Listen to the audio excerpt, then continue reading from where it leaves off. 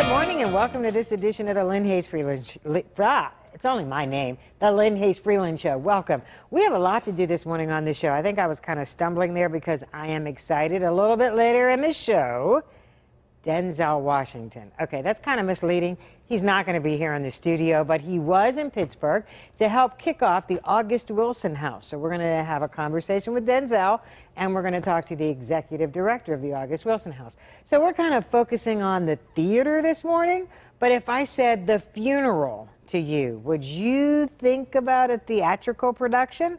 Well, Darrell Lawrence is here, and his latest play is The Funeral. Welcome to Pittsburgh. Welcome.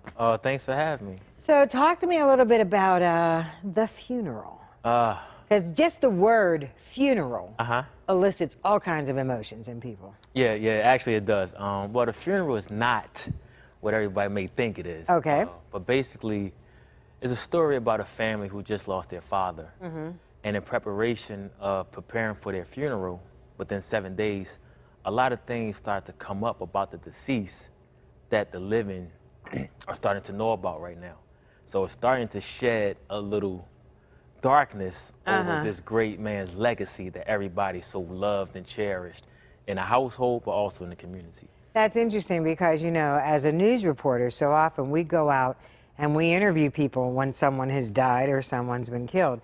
And we always say, nobody ever says he was a jerk. They always say he was the nicest guy you ever wanted to meet. But in fact, there are always stories that come out when someone has passed away. Yes, and in this particular story, it's no different.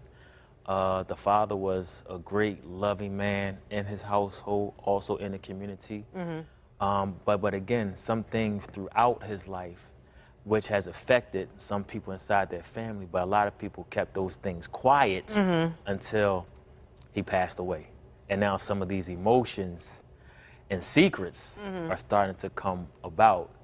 And I don't want to tell the story. No, and I don't want you to tell the story, but you know, we got to tease folks so they're going to come. I tell you what, let's do this before you go any further.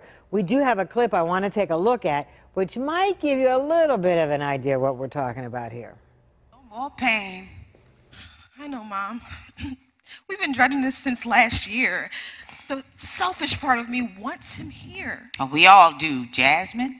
That's why we stayed at the hospital for 5 hours after they pronounced him dead. Your daddy was a fighter. Go in that room and see what your brother's doing. She already know what I'm doing. I'm celebrating the life of my father.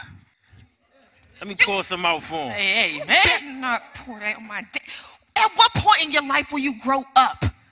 You do realize we just lost Daddy hours ago. No, Jazz. Y'all just lost Daddy hours ago. Don't tell me what to do. I'm the oldest. But you act like the child. Well, maybe if I was treated like a child when I was a child, maybe I would. Shut up. Just shut the hell up, Jonathan.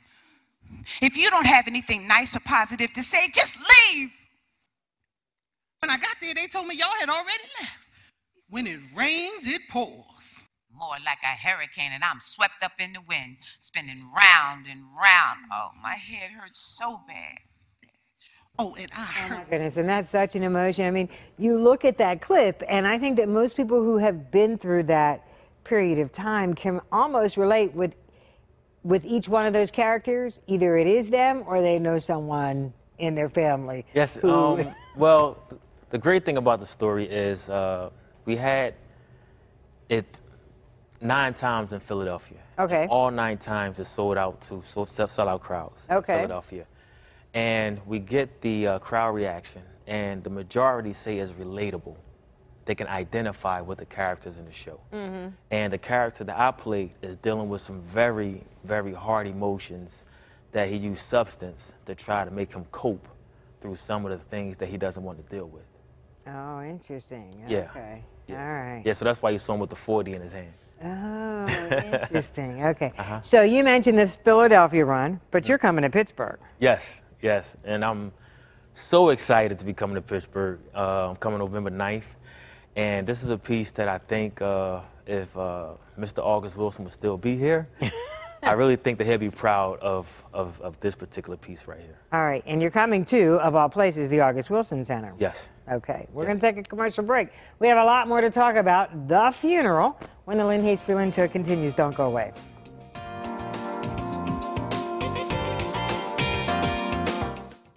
The Lynn Hayes Freeland Show is sponsored by Dollar Bank, providing mortgages for mothers with less than perfect credit.